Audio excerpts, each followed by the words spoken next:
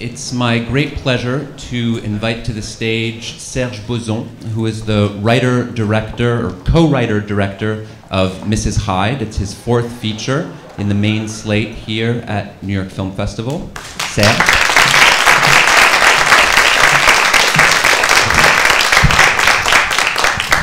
And now I think we will all be delighted to welcome Isabelle Huppert, who...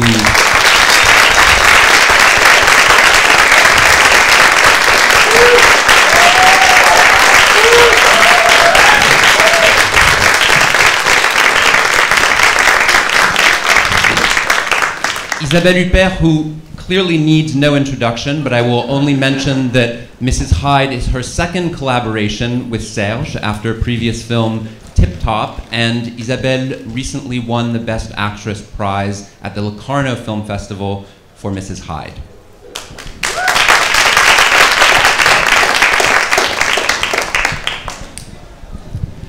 So I'll start with this question, Serge, since I have the pleasure of having you both here. I know that this is a project that you conceived for Isabelle Huppert. Could you tell us why you wanted to work with Isabelle again and what you had in mind for her this time around? Yes. So I made a previous movie with Isabelle that you just talked about called Tip Top. It was released in New York 3 years ago in Walter Reed Theatre, by the way. And in this movie, Isabelle Huppert played a violent cop who was turned on by violence in her private life too, and who was very harsh with the people she dealt with. And I wanted to do something on the opposite side. I mean, trying to find a character very shy, very secret, almost reclusive, with a kind of shadowy life, because I think this is a kind of role that we haven't seen a lot with Isabelle, but not for her to stay all movie long like this, but to blossom like a flower during the movie by transforming herself. Because I think if you look at the history of cinema, take any real movie star like Bette Davis, what they wanted to play was not just the beautiful girl who gets married at the end. No, on the contrary, because they were intelligent, they wanted to have the biggest metamorphosis quality in a movie. They wanted to change. For example, in Now Voyager by Irving Rapper, Bette Davis in the beginning is very ugly, very alone, like La Vieille Fille, the service. I don't know. The old maid. Yeah, and gradually she transforms herself and becomes like a vamp, and even more. So I think for an actor or an actress to have in a movie a kind of spectrum of metamorphosis is one of the most exciting things to play, even if the metamorphosis is a little hidden, like in my movie. She doesn't become a monster or a supergirl, or she doesn't jump around, gets on the roof. Yeah, so that's what I could say. And Isabelle, could you tell us what your experience working with Serge on Tip Top was like, so the first experience, and what drew you to work with him a second time on Mrs. Hyde? Well, it's the right word, an experience. Not only in this film I do an experience as a science teacher, but working with Serge in general is a kind of an unusual experience. As you can see immediately, if you listen to him and watch him, he's very unusual and he's very special, and he has a very special universe. Sometimes crazy, sometimes I don't always understand it, but it's what I seek in a director, not understand him and just following him in this imaginary world, and obviously his world is quite imaginary, and but very smart and very with a great insight also about our time. I like the way he combines several elements in his way of doing movies, something again very unrealistic and something very realistic at the same time, because the environment and the socially, almost political context of his film are very real, very much contemporary, and but from there he creates and I like that because I don't have to think about make the character believable or psychologically understandable. No, it's, you know, it's and there is a kind of poetry to it, which also is always welcome when you do a movie, and very difficult to capture. It might be the most difficult thing to capture on screen, to bring a poetic element to the whole construction, and this is what I wouldn't say find, but this is what I resent or reckon as when I do a movie with Serge Bozon. So this is why I was happy to do Tip Top, and I was happy again to do Madame Hyde. So you say that you don't have to worry about being believable when you're in a film directed by Serge. What is your approach from a technical point of view? This is a character, as Serge pointed out, that's quite different for you, at least in your recent trajectory. She's a very shy woman. She's a woman who seems to be encountering long-term failure professionally. So how do you approach that? What, really from a technical point of view, how do you craft that performance? Well, I think it goes from the simplest thing in the world, which is, you know, whatever character you play, the physical appearance is very important. This is the first indication you give on screen to the audience, and that goes through mainly the costume. And obviously for this character, for Madame Hyde, we did a lot of, I wouldn't say research, but we really tried with the costume designer, Delphine Caposella, and Serge, we tried to give her something that fits this unrealistic identity of her. And so, you know, the hair, this strange way of being dressed makes her all of a sudden appear like she was coming from another century. I mean, obviously she's completely, as we would say lazily in France, décalée, although it's out of phase. Out of phase. Well, even in French I don't like the word, but it says what it says, you know, not completely in the tracks, in the normal tracks, but a bit abnormal. And so it goes technically, it departs from this. And then I never really question myself when I do a movie. I think for me, the mise en scène is a kind of resolution. I don't know if it's the right word in English, résolution. So in the sense that it gives you whatever answers or whatever questions you have are being answered by the making of the film itself. So for me, it's never why I do a film, it's how I do a film. And how I do a film is how the director does the film, and it's all about this. So in fact, it's very, very easy for me to make movies. It's all about whom I do it with, obviously. So that leads me to a question for both of you, which is, what kind of a dialogue do you have when you're working? Isabelle, we had one of these conversations with the audience about a year ago, and I think you said that you actually don't want directors to talk to you too much, but it seems to me that Serge is someone who speaks voluminously and very interestingly, in my opinion. So I'm interested to hear from both of you. What is it like? What do you talk about? Is it important to talk about the ideas in the film? What is that dialogue? Well, it might not be a dialogue, actually. You know, Serge talks, and no, but you know, he talks, and from that talk, from his voice, from his intonation of voice, from his level voices too, I take whatever I want to take, but it's not exactly, and you know, yeah, I don't like to be told too many things. Actually, it bothers me. I mean, sometimes it's the right thing, and obviously he's able, whenever he needs it, to tell me the right things. But I think that whatever dialogue is being settled between an actor and a director, it's never verbal. It's again through the mise en scène. The mise en scène is a kind of, it's not a kind, it is a dialogue. I mean, cinema is a language, and if you are not deaf and blind, no, but not deaf, you understand this language. It's all, you know, and the actors understand this language, and the director obviously know how to speak that language, but it's not verbal. It's a camera language. Serge, what do you think? How do you communicate with actors? How do you talk to Isabelle? Contrary to what you think, or thought. I do like to speak a lot when I go out and watch movies, or when I'm, I don't know, when I'm having a party, but I don't speak a lot during a shooting.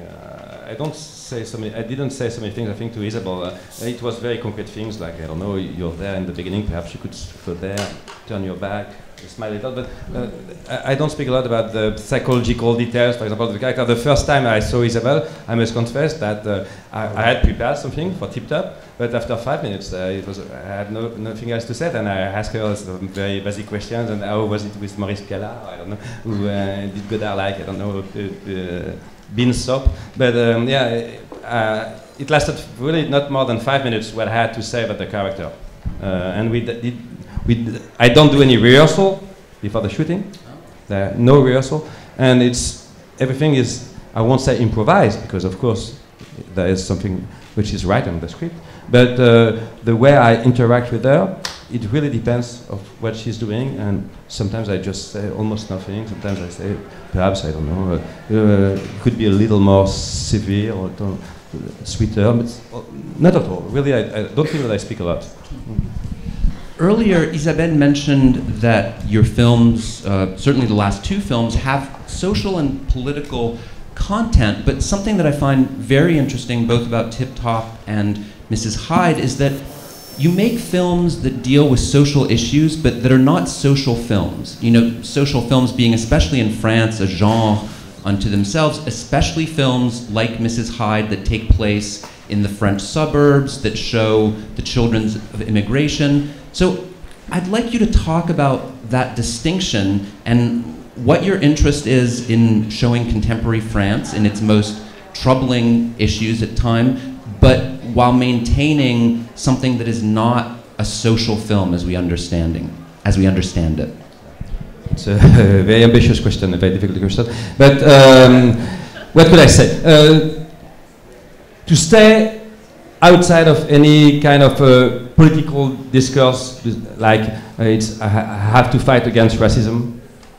Perhaps everybody has to fight against racism. So I don't want to say things that everybody can say. So I will talk only from a kind of fictional point of view. I think that there are sometimes, for example, in France, underdeveloped fictional areas. I mean, you don't see a lot of fictional characters. To stay simple, if you have an Arab in a movie, for example, the next teenager, he wants to buy or to rent a flat, but because of the color of his skin, he cannot find an apartment. So you can make a movie about it, or he cannot find a job. But this is not fictional. What I mean fictional is, very simply to put, something that cannot happen in the life.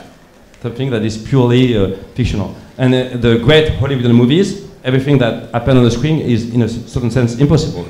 It's too much, it's over the top, or it's, how to say this, it's bigger than life. So what I like is to take all those characters that you almost never see, except in social movies, but to give them real fictional characters. To give another very simple example, in my movie there is somebody called Malik, who is perhaps the second main character after Isabelle, and is a very bad pupil in the beginning, in every sense of the word. And in the end, thanks to one demonstration scene in a private laboratory, he becomes more than a good pupil. He becomes invested. He has this flame of knowledge that burns inside of him. And perhaps it's impossible. But what I like is the beauty of showing something which is, to say, like the German poet says, l'épreuve de l'inconnu. The proof of the the challenge of the unknown. Yeah. So fiction for me is really related to things that cannot happen in life, but because life perhaps is blocked because of political issues, because of social issues. But the fiction can deblock what is blocked in life. And so, for example, the worst pupil can become the next, I don't know, Fields Medal. This is what excites me. Independently of any political sentence that I could say. Okay. This is one example, and it's really, in fact, instinctive to put, for example, Isabelle in front of those kind of people. I feel a kind of almost adrenaline interaction where there is some fighting, not physical fighting, but there is a kind of tension, which is something that you don't get if you put Isabelle only, for example, with a male, very famous French male actors, for example, you don't feel this kind of tension, and it's also this tension can make a scene more lively, more surprising, more thrilling. It's also a taste in the tradition of French cinema, from Jean Renoir to now. There is this tradition which is not American at all, I think. It's to mix professional actor and non-professional actor and non-actors at all. Non-actors at all. And I like very much the way the amateurish anxiety goes blank in front of somebody like Isabelle and vice versa. Isabelle, what was it like for you to work with this classroom full of young people? I read today that some of their lines were improvised. What was the process like with them? Their lines were improvised? Yeah, but not when you were, not when I was shooting you, when I was shooting them. Well, it doesn't make any difference, you know. I mean, maybe I'm going to confess something. I never really considered myself as a professional actress, you know. So, this is very professional, by the way. Anyway, I find myself doing this, but it's true. I really feel like I don't feel like an actress. Never. It's hard to maybe to believe, and it's hard to make it clear and to make it understandable. But it's deeply what I feel about myself. I don't feel like an actress. I feel like I don't know what, but not an actress. Like a person playing another person sometimes. I never feel like I play a character.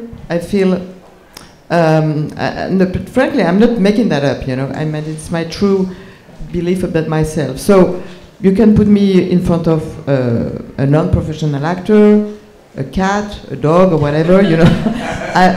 I feel okay. I mean, it doesn't. I never feel any barrier or border between, you know, but of course, and what you call a non-professional actor, I mean, most of the time there are so, I mean, the situation in which they were put, you know, was so true, so real. Also, we were shooting in a real school, and the school was still going on, and as we were playing, and it was a kind of, you know, suburban school, not in the center of Paris. I mean, a school where, let's say, what is being described on the film is actually more or less going on. You know, it was exactly the same kind of pupils and people who are going to that school. And the fact that we were going to this kind of school, not in a studio or not in a completely invented school, made it really real also. And I think it was, usually I'm not very sensitive to this kind of thing. I mean, you know, whether we shoot in studio or in Paris or wherever, it doesn't really make a difference. But in this case, it did make a difference. In this case, the fact to go every day from where we were living in Paris to this kind of environment, which obviously in the everyday life we wouldn't go, I have to say, you know, even it's on the way to Roissy Airport, by the way. But usually we go straight from the center of Paris where we live to Roissy Airport, but we don't stop in, where was it? Garges-les-Gonesse. Garges-les-Gonesse, you know. And at some point we had also the opportunity to walk in the streets nearby, and it's not the normal environment in which we live, you know. And in this case, it was quite important, and the fact that these young pupils and students were not, you know, professional actors didn't make any difference, actually. Also because they were, most of them, very, very good, and so I didn't feel I had to make a click, you know, to, let's say, put at their level or no, it was all very natural process. As those of you who haven't seen the film will have surmised by now, it's a film about education, and one of my favorite things about it is that there are 3 lessons in the film. 3 parts where someone learns something, and we in the audience are invited to learn something too. There's a geometry lesson, a physics lesson, and a philosophy lesson. And Serge, I wonder if you'd be willing to talk to us about how you conceived these lessons, their importance within the film, and also, it seems to me that the film is really talking about teaching people to think and that you're asking the audience to do that too, because the first lesson is complete, the second lesson, we don't get the answer, and the third lesson, I'm going to confess I didn't understand anything. Yeah, but it's completely normal, because just to answer the last part of your question, the last lesson is the only one where you don't have anything concrete to watch. You don't have drawings on the blackboard. You don't have a Faraday cage where somebody is inside with the electricity lights going on. You just have talks, and it's more like a philosophy lesson. What do you mean by interaction? And for me, this scene is not a scene where the audience, like in the two previous scenes, is supposed to be like Malik, trying to engage with what is said and to understand it, even if it's a little difficult. You have to make an effort. But this effort can be as thrilling as an action movie when you ask yourself, will he survive? Is it possible? There is, for me, a kind of adrenaline of the intellect. Will I be able to follow? Will I be able to resolve this problem? And what do I get if I resolve it? What kind of reward do I get? For the last scene, no, it's a scene which is much more driven by the fact that the character is going down. But more than that, she's falling down in every sense of the word, falling down on the floor, physically speaking, but also psychologically speaking. She's destroyed from the inside, and she tries, with a lot of courage, to keep on the lesson, to teach something about interaction, which has a political meaning, because it's about the relation between genes and environments. Genes, sorry. For example, your height, is it more linked to your genes or to your environments? That was very clear. Even I understood what I was saying. Okay, I understood the beginning, then I got a little lost. Yeah, but it's in fact some kind of analytical philosophy. It's very American, in fact. It's not French at all. It's a way of doing philosophy which comes from an Elliott sober book, somebody from Milwaukee. But anyway, this is another story. It's another movie. It's another actress. But anyway, so no, the last part for me, the last lesson, it's supposed, I don't know if it works, but I wanted the audience to be moved, but moved in a strange way, without any apitoying. Without feeling pity. Yeah, you don't have to feel pity. Oh, this poor Madame Jekyll. Oh, how sad it is now. No, because there is something so abstract in what she says that it gets for a kind of severe distance. A kind of severe distance, and then when you see how much she's destroyed and how the pupils, even the pupils, begin to cry, you think something which is at the same time, I hope, moving, but also very strict, very hard, because what is abstract is without mercy. You know, it's like a theorem. It's without mercy. You follow it, you don't follow it.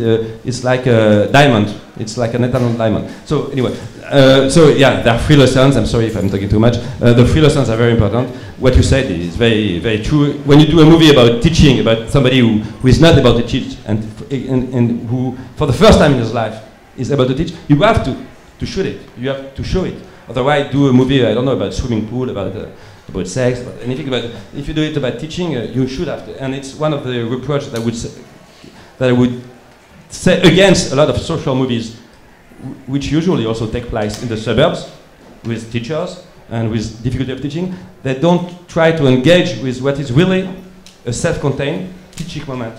Somebody is trying to teach something to somebody else, and in the end, it works. He understood something that he could not understand. The lightning of understanding is very moving for me. It's hard to shoot it because it's in the mind, but with drawing, you can help perhaps the audience as you can help the pupil. And the eureka moment, how do you say in English? I think the eureka moment. The eureka moment. Everybody here knows it. I can see the eureka moments in your eyes. But so it's perhaps one of the, in my own life, it's one of the big pleasure. Wow, now you understood something for all your life, even if you could not understand a single thing about the problem 10 minutes ago.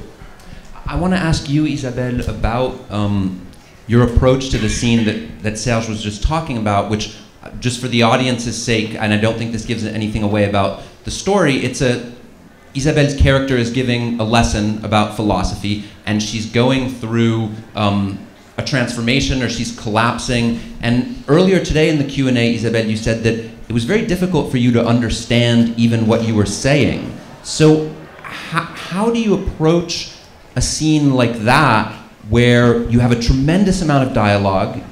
It's not that clear what it is, except maybe for Serge and someone in Milwaukee. And you also have a lot of very specific physical work to do.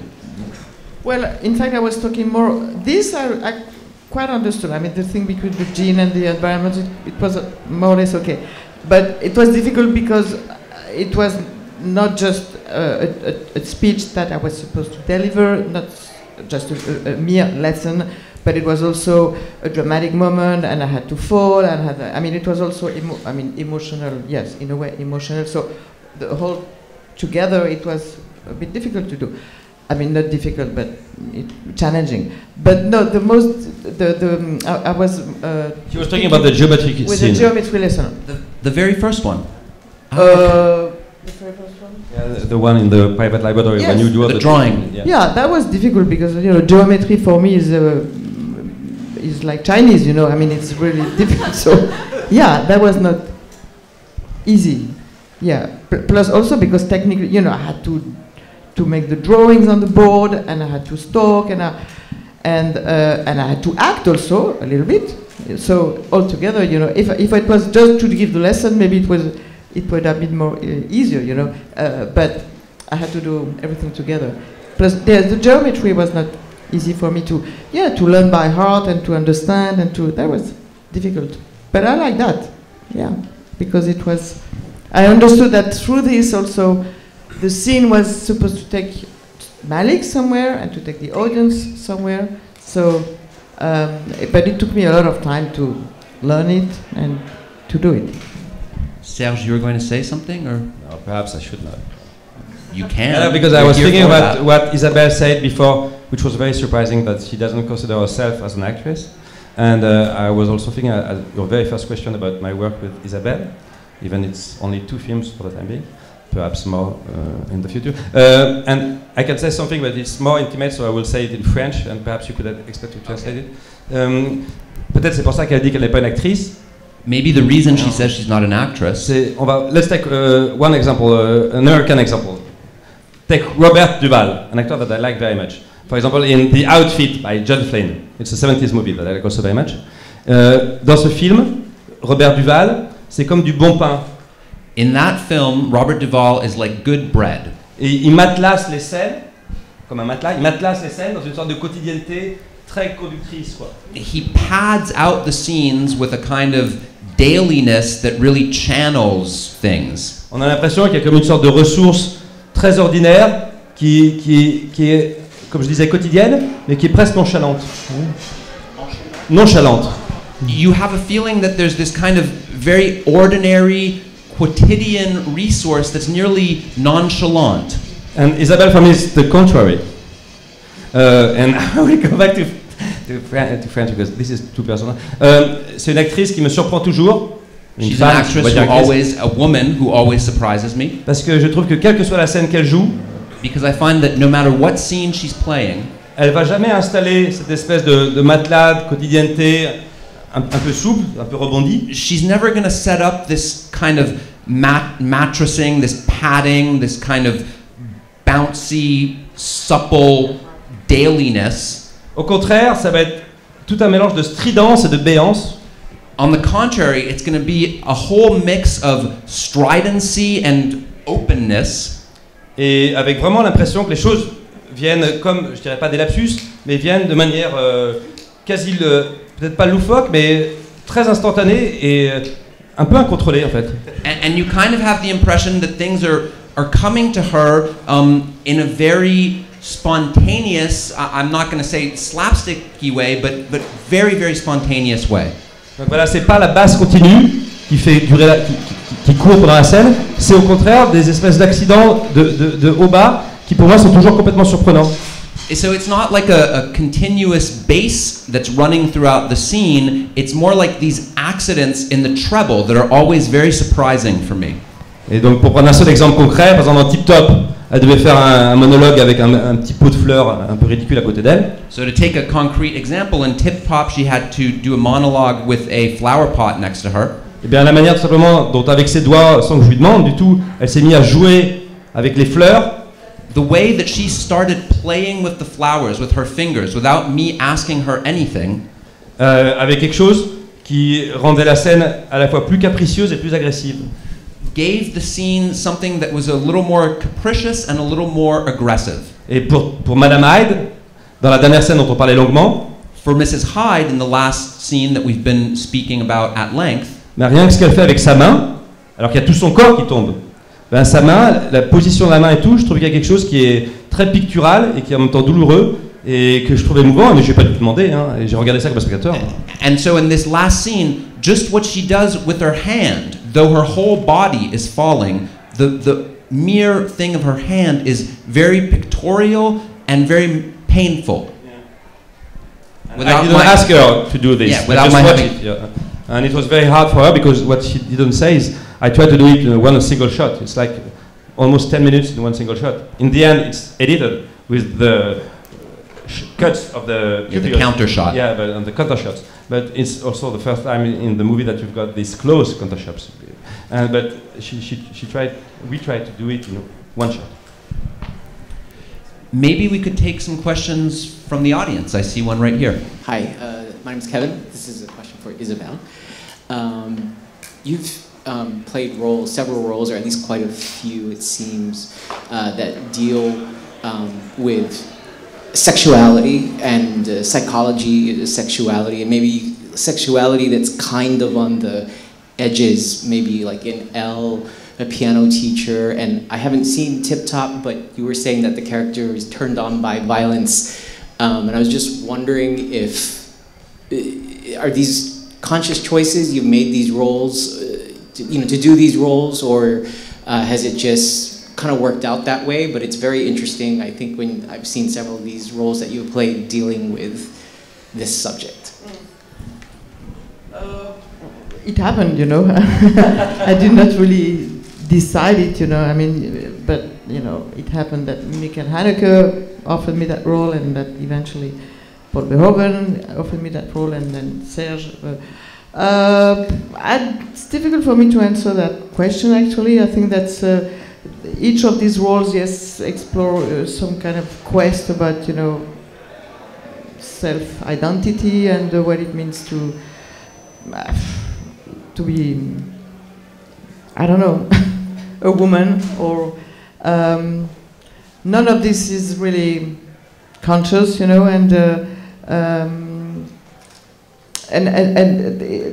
roles can, especially the piano teacher, Elle, can seemingly can look aggressive, and I think that at the end of the day it's the contrary. I mean, that the opposite of this. They are more, and I think that at the end of the film you come to terms with this. At the beginning you think, yes, all these women are, I always hear a series of adjectives which sound completely irrelevant to me, or completely inappropriate to describe the roles, which I can understand because that's how you perceive the film in the first place. But at the end, the fact that most of the time people are finally attracted by those roles, or even touched, I would say, it means that underneath you have another type of dimension that works, which is not immediately perceivable or understandable, but it's something that you have several layers in these characters, and it's probably mainly what I like, several layers, and not all of which are immediately understandable, but at the end that's they make a human being. You like these complex, multidimensional characters? It's not that I like that, it's just it reflects the reality. It's not, I don't particularly like one character more than the other. I like I like truth. That's what you make movies for. I don't like fiction, actually. This is why I don't consider myself as an actress, because I think most of the time if you think about yourself as an actress, then you are being caught in the trap of fiction. And in fact, what I think that what movies should convey is something completely non-fictional. It's very difficult because most of the time, I mean, whether it is literature or movies, yes, you are in the fiction. I like to work against this. I like to think that you can bring something not fictional, not but closer to reality. Not realistic. I mean, it might be a paradox what I'm trying to say, because, of course, movie and literature, you are in a construction, and in a way very abstract, not concrete. But I like to think that within this abstraction, within this construction, you can convey something real, not fictional, because fiction, in a way, takes you from the truth. That's what attracts me about doing movies. What is the process of transformation into each character for you if you don't feel you are acting, but you are yourself, but at the same time you are in the skin of that person? Well, I think that's what you call the paradox of being an actor, you know. I mean, the great philosopher wrote nice things about that, you know, the paradox de l'acteur, so which Diderot, you know, and it allows you to be yourself and to be someone else. But it's very, it's really, it's something very, it's a very inner feeling. It doesn't go, I mean, of course, as I said some minutes ago, it goes through something very simple, which is the costume and the hair and all these kind of devices, you know, which make that possible. But beyond this, it's a very inner process. It's very, and sometimes it surprises me.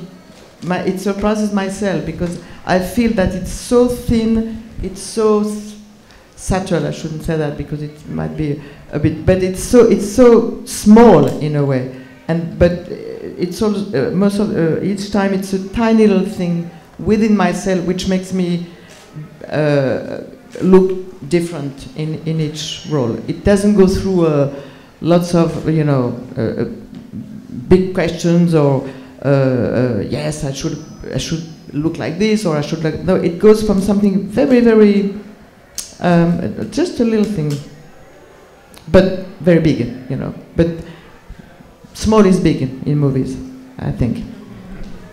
Or less is more, let's say. Another question? I see someone all the way in the back. Bonsoir. Actually, I have two questions. One for Monsieur Bozon and one for Madame Huppert. Madame Hyde is obviously a very eye-pleasing film. The visuals are just great. So I wonder, how did the choice to have such a bright light color palette come about? Because obviously it's an aesthetic choice that you made. And for Madame Huppert, I love you so much. I'm just gonna get it out here. My question would be, obviously you are a very prolific actor and sometimes you do 3 or 4 projects a year, which is amazing. So I wonder, how do you pick out your roles? Namely, like, what made you say yes to a film? Is it because the character speaks to you, or is it because the director is someone that you want to work with? Because we know you've worked with several directors repeatedly, like Chapeau, Haneke, and like Jekyll, just to name a few. So yeah, that's my question. Thank you.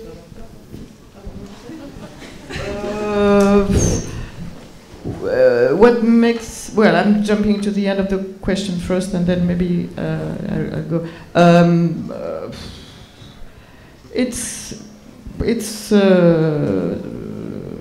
not a difficult question, but let's say several elements, you know, make me, I mean, to choose a role it's really very important because this is what it really comes from, you know. I mean, if you choose, if you decide to do a film just like this, you know, then it might be very difficult. So it's a combination of several elements: the role and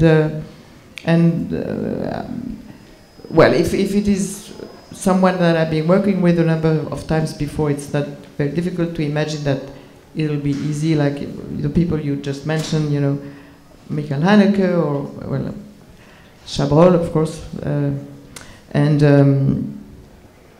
but when it comes to not even a first-time director, but someone that I've never worked with, it's I don't know, it's intuition, instinct, script, but it's not really. You know, I've worked with people with no script, like Hong Sang-soo, for example, who is known for not writing scripts, so it's not the script in that case, not even the character. It's nothing. It's just talking with him and you know. But it's Hong Sang-soo, so I know who he is, and it's several things. It's almost a very indiscreet question, actually. No, I'm joking, because it goes through such a intimate process, you know, and it's very difficult to. Well, it's also a privilege. I mean, I have this privilege to take all my time to decide to work with someone or not with someone, and to decide to do such or such film. That's a great privilege. But having said that, with this privilege, it's a very intimate process, and which leads me to decide to work with someone or not. I don't know if my answer was satisfying. And yeah, to answer your nice question. So yes, the color or the lighting, the photography of the movie is very important. So it's shot on 35 millimeters, like a normal movie. The ratio is 1:66, and I don't want to bore the people with technical details, but as you say, I try to do something which is very colorful, because of the awful numeric camera, digital cameras. The digital camera. If you look at the digital camera before the post-production, lighting, l'étalonnage. Oh, before the color correcting. Before the color correcting, it's monochrome. Really? Monochrome. It's monochrome. It's only afterwards that you paint what you have in the beginning, which is monochrome and désaturé, and also desaturated, décontrasté, decontrasted or lacking contrast. With 35 millimeters, it's the contrary. You want to stay as close as possible to something without painting it afterwards. You want to paint it in the shooting by the space that you shoot, by the look of the people, the colors of the hair, the colors of the clothes they wear. And I wanted to do something in this sense very colorful, but also very shiny. For example, in the great tradition of the Hollywoodian film director from the Technicolor, like Douglas Sirk, it was colorful, but there was something dark, almost somber. There is some kind of... en français, en tout cas, il y a quelque chose qui est légèrement ombré, qui fait que les couleurs résonnent un peu dans les graves. There's something slightly shadowy that makes the colors resonate in a kind of dark, deep bass side. Là, je voulais qu'elle résonne dans le clair. Voilà. And here I wanted them to resonate on a clearer, more treble level. In Tip Top, I went a little far with this obsession of lightning, because c'était presque brûlé. The image was nearly burned. On frôlait la surexposition même des fois. We were very close to overexposure. Et lumière très blanche. The light was very white. Mais parce que c'était un tout autre film, c'était dans une tradition beaucoup plus série B. But this is because Tip Top was a very different kind of movie. It was much more in a B movie tradition. Avec l'idée d'une lumière un peu comme ça à l'arraché, avec des projecteurs Fresnel accrus, c'est-à-dire pas compensés. On voit les ombres. With the idea of a lighting scheme that was really done like this, very quickly, with Fresnel. Not quickly, but projecteur Fresnel accru. À l'arraché, c'est not in terms of doing it quick, but in terms of what you feel, what you see. But it was very hard to do it. Oh, very long, and we spent a lot of time doing it. Projectors that had no filters or anything, so they're very harsh, and there's shadow. Voilà, la lumière n'est pas compensée. Si vous voulez. On n'enlève pas There's les ombres. no compensation. You don't take out the shadow. Voilà. Merci, bravo. Et donc voilà. Et donc en gros, j'ai voulu garder la clarté tip-top sans la brûlure, disons. So to summarize, what I wanted to do is preserve the clearness, the brightness of Tip Top without the burn. And I think, unfortunately, that's all the time we have for tonight. Before I ask you to thank our guests, I just want to make a quick announcement. if you could be so kind to stay in your seats at the end of the event just while we leave and go up the stairs, that would be great. Now, please join me in thanking Serge Bozon and Isabelle Huppert.